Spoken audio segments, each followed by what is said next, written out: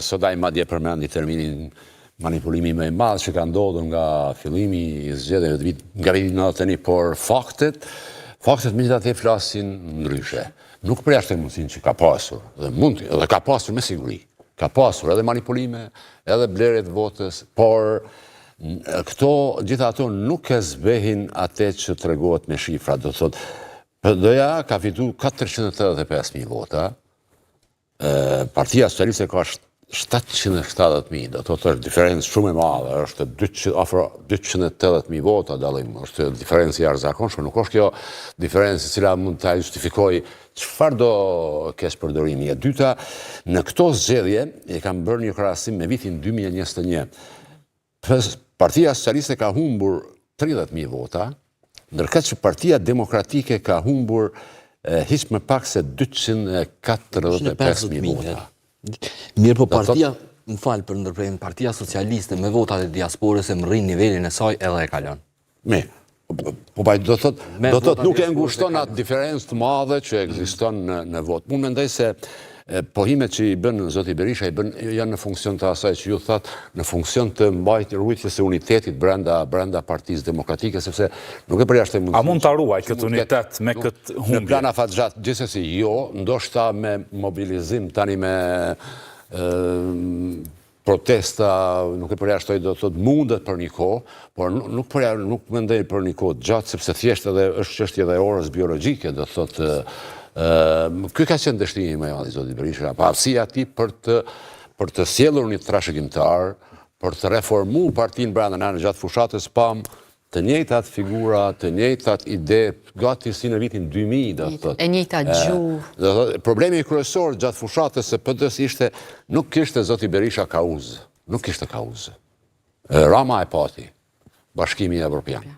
Tani, a do të jetësohet ajo apo jo, mbetet shifet, por ai e pati kauzën. E dyta, të sjellësh Lasivitën dhe të imitosh Trumpin ose projektin MAGA, kjo nuk pati efekt në Shqipëri. Madje mendoj që ishte kundërproduktive. Politiko sot e nxerri një titull nga intervista me Edi Ramën, nëse e keni lexuar. Rama tha që sjellja e Sivitës për të treguar, për të dëshmuar që jam Trumpi, është njësoj si të sjellësh një paruker nga New Yorku për të thënë që jam Brad Pitt. Do të thotë parafrazova. Mendoj që kjo ka qenë, do të thotë, fushat pa kauzë. Fushat më shumë e koncentruar te disa çështje, s'paku kështu është perceptu në opinion, të disa çështje personale, për të thënë familjare, do thotë, kjo është hetuar. Po, e se nuk është hera e parë që këto çështje triviale bëhen pjesë. Po kjo kësaj radhe mendoj se e dëmtoi bukur shumë Partinë Demokratike. Unë besoj që ne kemi parë për herë të fundit këtë bipolaritetin politik në Shqipëri, do thotë ndarjen klasike nga viti 91. PD-PS, nuk mendoj që kjo bipolariteti politik ka marrë fund me dje. Besoj që pavarësisht që në Shqipërinë parë duket që forcat e reja vështirë kanë të depërtojnë, nuk mendoj se me shkapërderdhjen, me fraksionimin e Partisë Demokratike, forcat tjera do të dalin në skenë politike dhe besoj, madje pres jo vetëm fraksionimin e Partisë Demokratike, por me fraksionimin e Partisë Demokratike pres edhe dobësimin e Partisë Socialiste, sepse kanë funksionu si binom, do të thotë, njëri me tjetrin.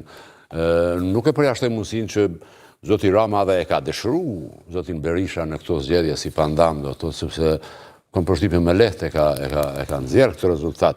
Ka pretendu 72 dhe në 74 mandate, i ka siguru 82, do të thotë ka te kalu çdo pritshmëri. Zgjim, tash nëse i kthehemi edhe shohim çfarë u tha, sidomos në rrjedhën e kësaj që përfundoi bipartizmi, polarizimi që ka ekzistuar për një kohë gjatë mes PS-s dhe PD-s. Ky bipartizëm në vota nuk vrehet që po i vije fundi, por janë disa shenja që partitë si Mundësia, Lëvizja Bashkë kanë, të paktën do ta keni përfaqësim kuvendin e Shqipërisë apo Adriatik Llopaj. Po, e vërtet. A mundet që realisht ky të jetë fillimi i një epoke të re për politikën shqiptare, apo dikush mbase edhe e pasi një farë krijimit një mundësie që një parti e vetme, Partia Socialiste, ta dominoj tërësisht skenën politike, realisht shkak të bëhet parti shtet në Shqipëri, pasi demokrazia duket atje që goxha është lënduar nga ky dominim 13 vjeçar i PS. Si e keni po ju rezultatin dhe si shihni gjitha këto? Faqër, Eraldin, janë të vërteta të dy elementet që i përmenete. Pra, ka indikacione për shembjen e bipartizmit. Një gjotë tillë nuk e lejon me dalë qatë shumë pa sistemi elektoral që ekziston në Shqipëri. Për shembull, falni për shifrat, nashta nuk janë shumë përditësume, janë para 3 orëve, Partia Demokratike me 470.000 vota i ka 53 mandate, këto 3 partitë e reja me 110.000 vota i kanë 3 mandate. Pra, sistemi proporcional rajonal nuk krijon qatë mundësi për me depërtu partit e reja, partit që kishin me sjellë diçka të re në skenën politike, e kuptueshme këto dy partit e mëdha dhe kur e kanë bo për vete këtë lloj sistemi, po për te kësaj unë besoj që çka e kurzon lindjen e ne subjektit të ri është nëse kanë ndryshuar rrethonat edhe ka kontradikta të reja të cilat ti duhesh me artikulu. Për shembull, kur Sali Berisha, kur shembet monizmi, Sali Berisha vjen në pushtet, parulla është e dum Shqipërinë si krejt Evropë. Po? Ky është, po mdoket, Edi Rama po thot misioni jam i fundit se e çova Shqipërinë BE. Tash nëse e merr she zhvillimet për gjatë qeverisës socialiste, Partisë Socialiste, mos them socialistëve, i ki dy të vërteta që në pamje të parë duken si kontradiktore njëna me tjetrën.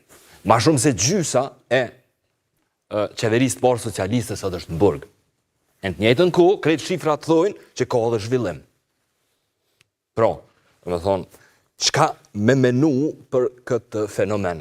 Ma shumë se gjysa e qeverisë Roma, kur ka nisë pushtetin, së den mrapa gridave. E në të njëjtën kohë, shifrat thojnë që turizmi është rrit. Të njëjtën kohë thojnë që zhvillim ka pos. Nashta, koha është me folë për modelin e zhvillimit. Nashta koha është me folë qysh a i zhvillimi në GDP e në rritje të turizmit nuk po i zhvillon këtë njerëzit njëjtë. Qysh do njerëz, ky lloj zhvillimi, që është nga lartë, nuk po ju sjell ma shumë mirëqenie.